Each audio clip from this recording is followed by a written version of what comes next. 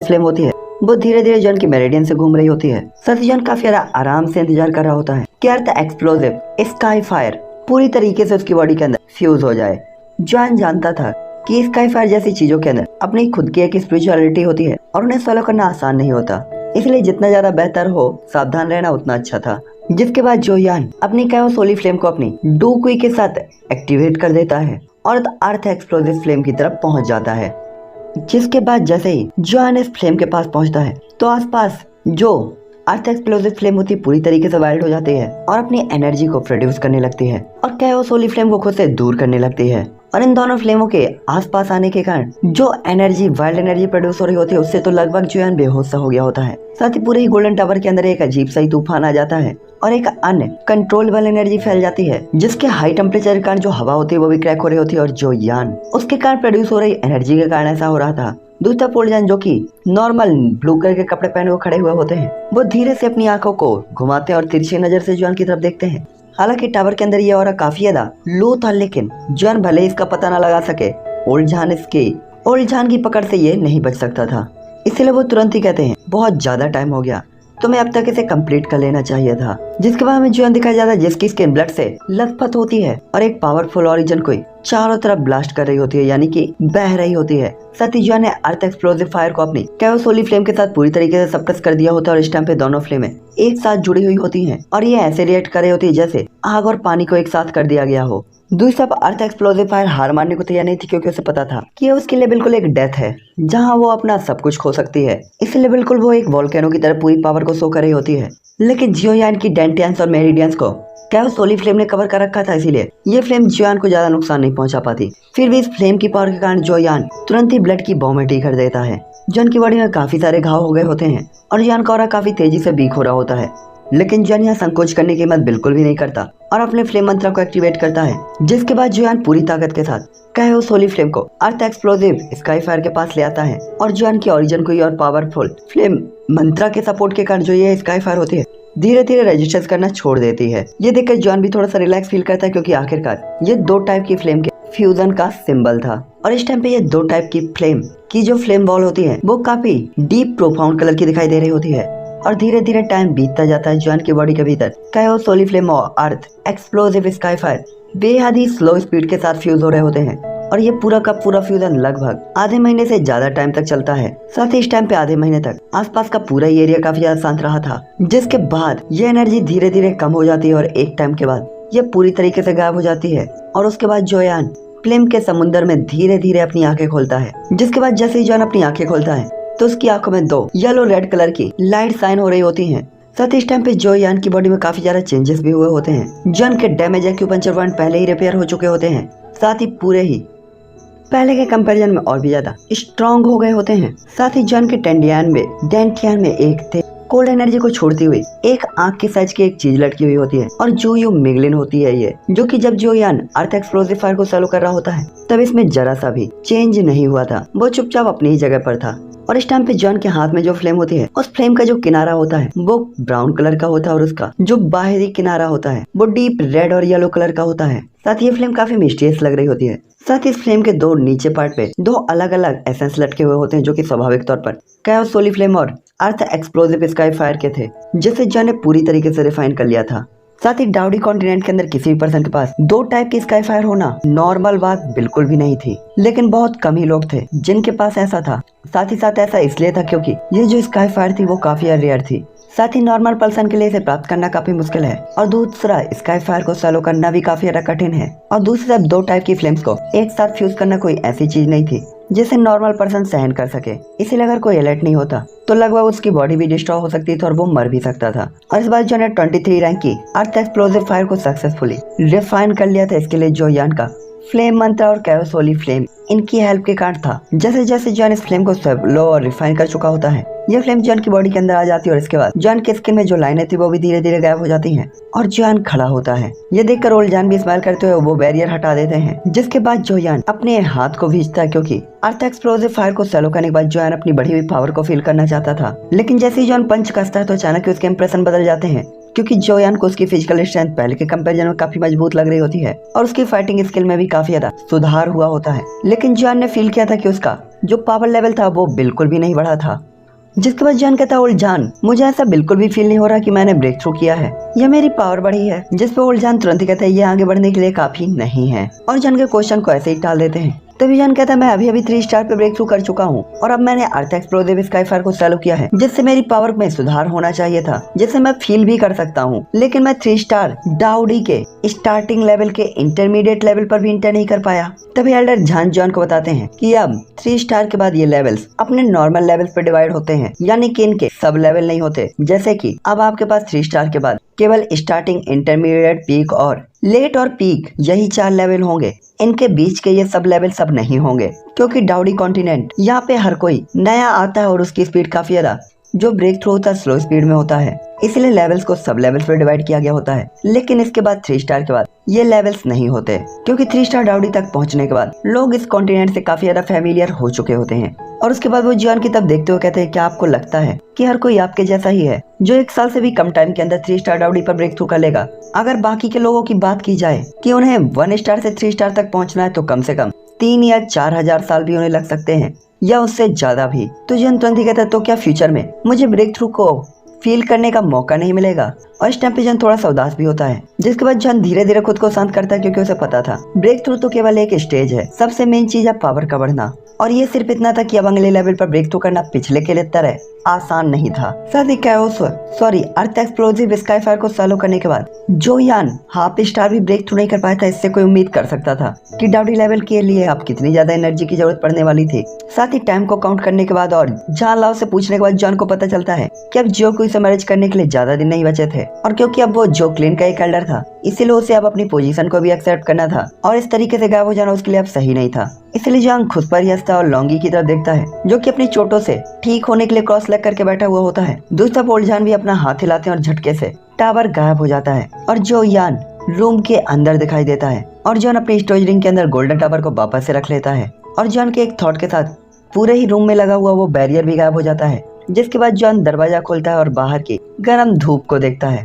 हालांकि पूरे जियो क्लेन ने एक काफी बड़े डिजास्टर का सामना किया था, लेकिन इसने इतने टाइम के बाद अपनी लाइफ पावर को वापस से पा लिया होता है और यहाँ का माहौल काफी शानदार दिख रहा होता है। पतले बादलों की मिस्ट चारों तरफ फैली हुई होती है। माहौल काफी ज्यादा मिस्टीरियस होता है। जो बादलों के बीच से हल्की सी धूप आ रही होती है वो आइकॉनिक बना रही होती है यहाँ के माहौल को। जिसके बाद जॉन हल्के कदमों से धीरे धीरे बाहर पहुंचता है और दरवाजे को बंद कर देता है। साथ ही उसकी स्पीड बिल्कुल एक चीते की तरह होती है, जो काफी स्पीड के साथ जो क्लेन के इनर एरिया की तरफ बढ़ रहे होते हैं। जिसके बाद जब जोयान जो क्लेन के इनर एरिया में पहुंचता है तो जॉन थोड़ा सा स्पीड को स्लो करता है। जॉन अपने चारों तरफ देख सकता था कि बैटल में डिस्ट्रॉय हुई इमारतें पूरी तरीके से रिपेयर की जा चुकी थी और फाइटिंग के काफी सारे निशानों को साफ कर दिया गया था। साथ ही आसपास मिलने वाले सभी लोग जॉन को काफी ज्यादा एक्साइटेड तरीके से चीयर्स कर रहे होते हैं और उसके नारे लगा रहे होते हैं। जैसे आखिरकार जॉन भी थोड़ा सा एम्बैरेस फील करता है, क्योंकि उसे इसकी आदत नहीं थी। जिसके कुछ ही टाइम बाद जॉन जियो क्लेन के हॉल के सामने पहुंच जाता है। हॉल के अंदर एंटर होते ही जियोली अंदर बैठे बात कर रहे होते हैं और एल्डर्स के साथ खुशी से हंस रहे होते हैं। लेकिन जैसे ही वो जॉन को आते हुए देखते तो उनके चेहरे पर और भी बड़ी स्माइल आ जाती है और वो अपने बगल में एक खाली सीट की तरफ इशारा करते हुए जॉन से कहते हैं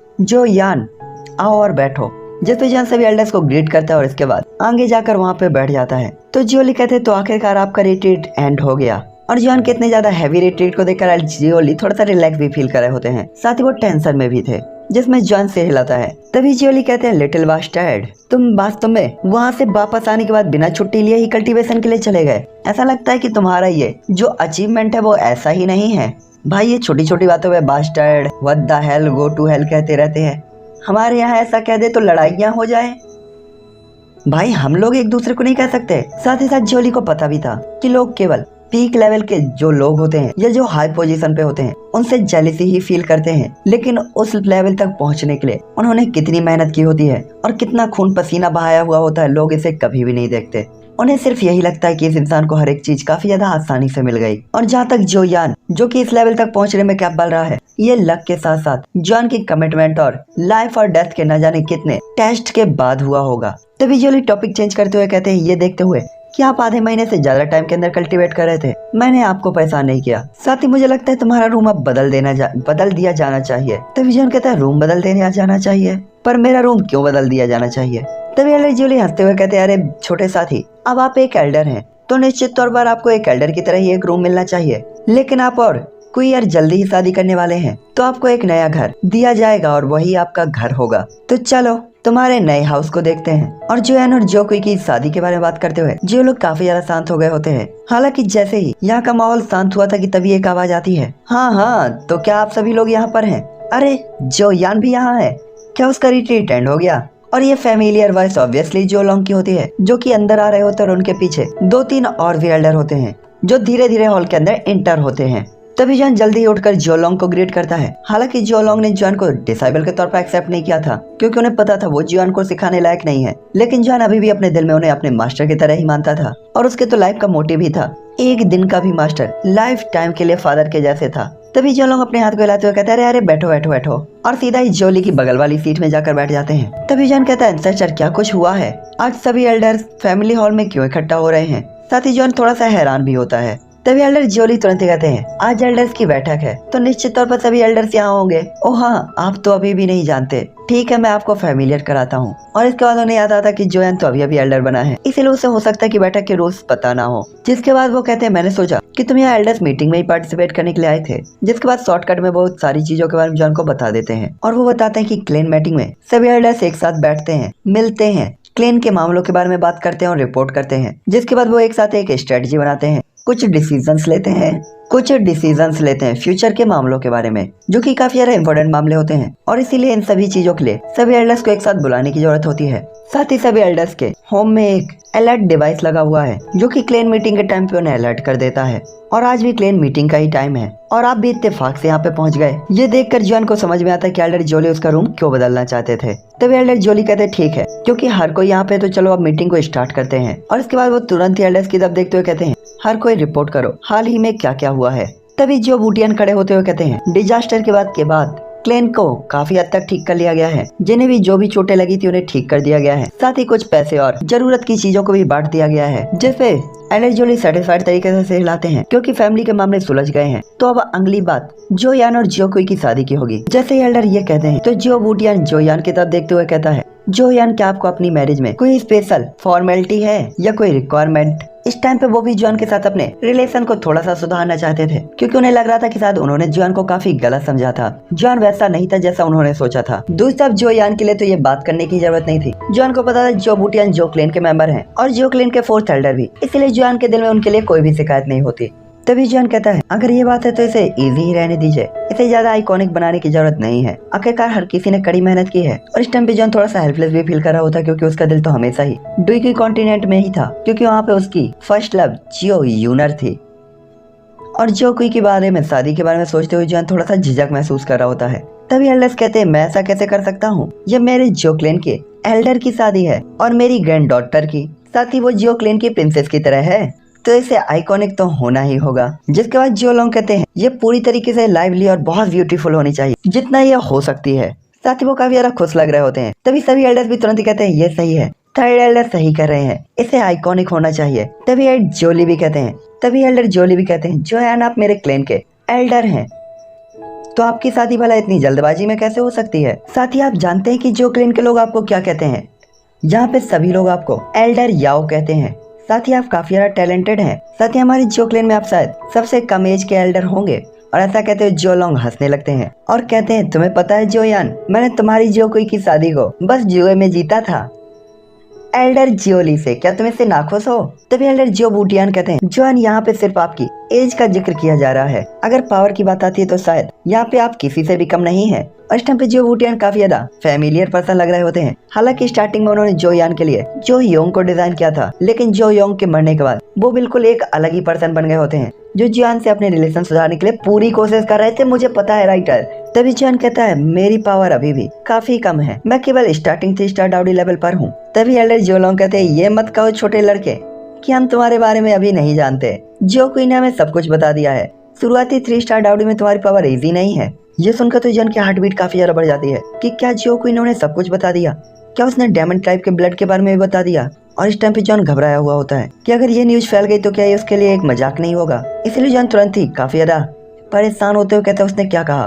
तभी जो लोग कहते हैं लगता है आप होनेस्ट नहीं है। जो कोई ने हमें बताया कि आप 3 स्टार डाउडी ट्रबुलेशन से बिना चोट लगे बच सकते हैं। साथ ही आपने जो अटैक यूज किए थे वो तो बिल्कुल भी इनफाइनाइट लग रहे होते, जैसे खत्म ही नहीं होंगे। क्या ये सही नहीं है? और ऐसा कहते वो काफी एक्साइटेड होते हैं। जो लॉन्ग ने जो कहा उसे सुनकर जो यान को थोड़ा सा रिलैक्स फील होता है और जोयान फील कर सकता था कि जो कोई वास्तव में उतनी बेवकूफ नहीं जितनी वो सोच रहा था। वो अभी भी काफी सीरियस और मैच्योर लड़की है और उसने हर एक चीज उन्हें नहीं बताई, जिसके कारण जोयान के दिल में जो कोई के लिए थोड़ा सा प्यार बढ़ जाता है।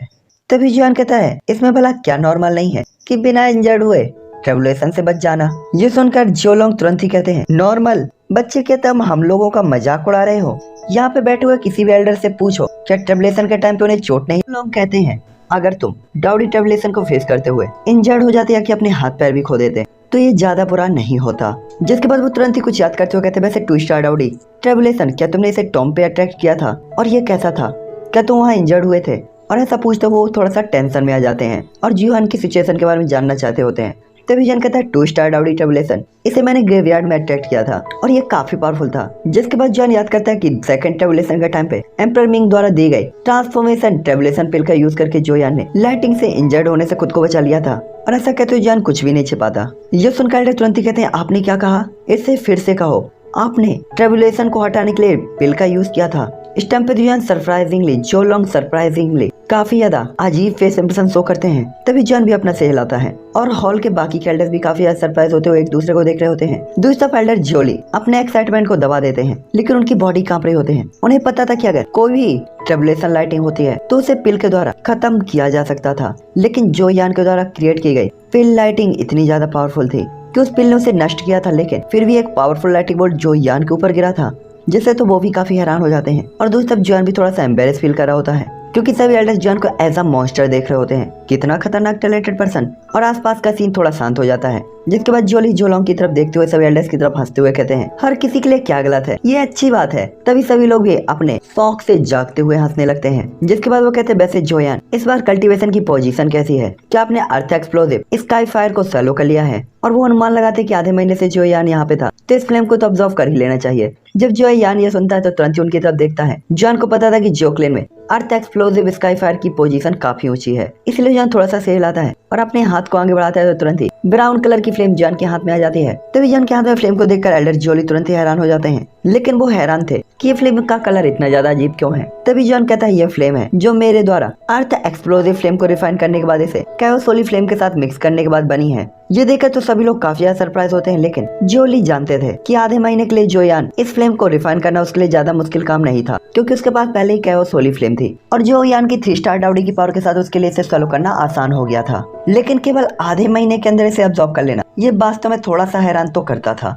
जिसके बाद जोली तुरंत ही कहते हैं आप घायल नहीं हुए। और जोली को थोड़ी सी चिंता होती है जोयान की, क्योंकि आखिरकार वो अब उसका दामाद जो बनने वाला था। आखिरकार उसकी ग्रैंड डॉटर की शादी जोयान से होने वाली थी और इस टाइम पे घायल होना जोयान के लिए काफी सीरियस हो सकता था। तभी जान भी सहलाते हुए कहता है हालांकि इसे फ्लेम को सॉल्व करते टाइम मुझे कुछ चोट लगी थी, लेकिन इसे रिफाइन करते टाइम उस टाइम तक ये पूरी तरीके से ठीक हो गई। ये सुनकर कि जॉन इंजर्ड नहीं हुआ, जोली थोड़ा सा रिलैक्स फील करते हैं और मजाक में कहते हैं। जिसके बाद वो कहते हैं अच्छा लड़के दादाजी को बताओ क्या तुम्हारे पास वास्तव में कोई सीक्रेट है किसी की पावर को जो इतनी जल्दी बढ़ा सकता है? इस टाइम पे जोली अपने दिल में जानते थे कि उस मिस्टीरियस टावर की प्रेजेंस। फिर जोली लॉन्गी वो जो यान को फॉलो करता है, जॉन दर बदर इस तरीके के रिकॉर्ड तोड़ता है और 45 दिन तक कल्टीवेट करता है। फिर वो एम्परर टियर की पिल को भी रिफाइन कर देता है फर्स्ट टाइम के अंदर। टॉम के अंदर जाकर बाहर आ जाता है जहाँ कोई इंटर भी नहीं हो सकता था। जिसके बाद जाने से पहले 1 स्टार डाउडी के इंटरमीडिएट लेवल पर होने के बाद जब लौटता है तो 3 स्टार डाउडी होता है। अपने दिलों में उनके लिए जोयान काफी मिस्टीरियस पर्सन हो गया होता है। एल्डर जोली के क्वेश्चन को सुनते ही सभी एल्डर्स के भी कान खड़े हो जाते हैं और वो क्यूरियस होते हैं इतने टैलेंटेड पर्सन के टैलेंट को जानने के लिए। तभी जॉन भी हेल्पलेस तरीके से सिर खुजलाता है। वो वास्तव में नहीं जानता था कि वो कैसे रिप्लाई करे। साथ ही कुछ चीजें ऐसी भी थी जैसे जॉन बता नहीं सकता था, क्योंकि ये पूरे डाउडी कॉन्टिनेंट के अंदर रक्तपात का मतलब बैटल का भी रीजन बन सकता था अगर जॉन इन्हें बता दे तो।